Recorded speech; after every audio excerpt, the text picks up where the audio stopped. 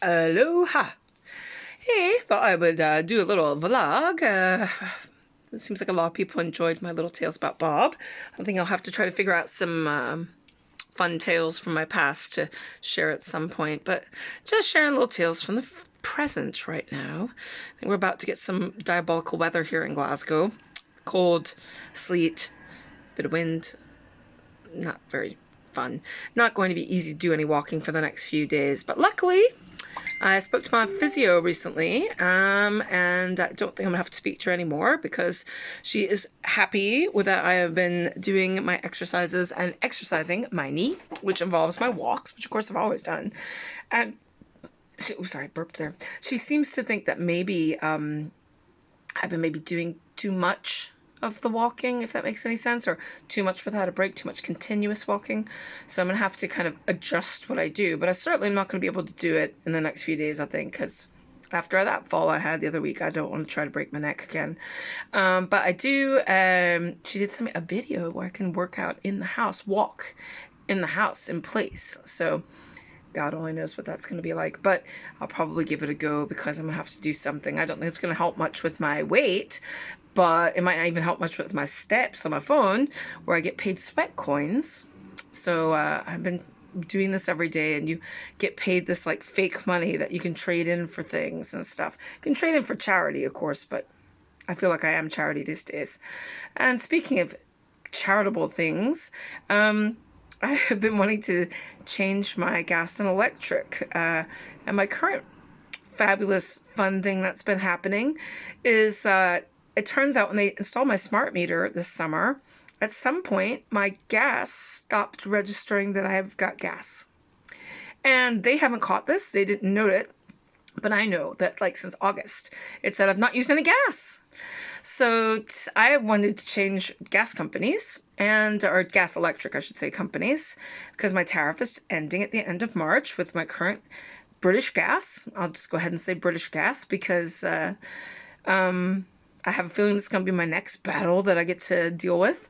I got on the phone to this guy today, and he goes, "Oh, you're in the technical department." And I said, "Well, my smart meter's not actually working. I thought I was just talking to administration, but my smart meters doesn't seem to be working. It's saying I'm not using any gas. I've not used any for months."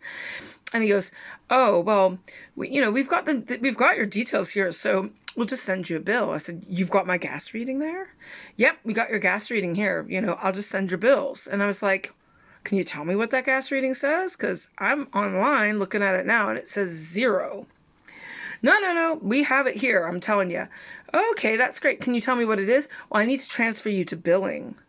So I get billing on the phone, and billing's like, "How can I tell you what your bill is if I don't have your readings?"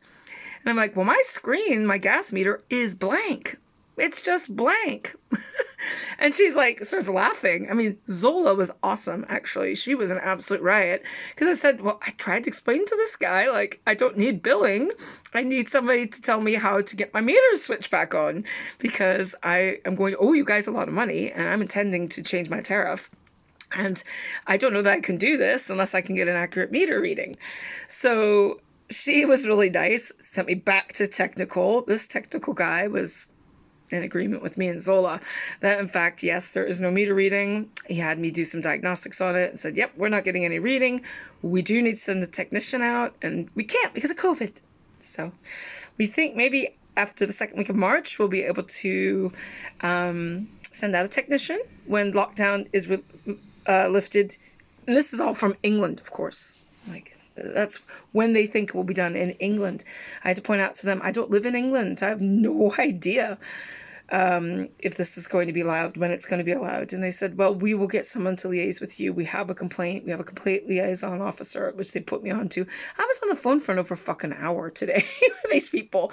They're very nice, very sympathetic, and thought I might be eligible for the warm home benefit, but I'm not. I don't know why. They didn't say why. I just am not eligible, even though I'm on benefits. And they thought benefits would be a criteria, but apparently it's not. So there's got to be more than that, I guess. I don't know.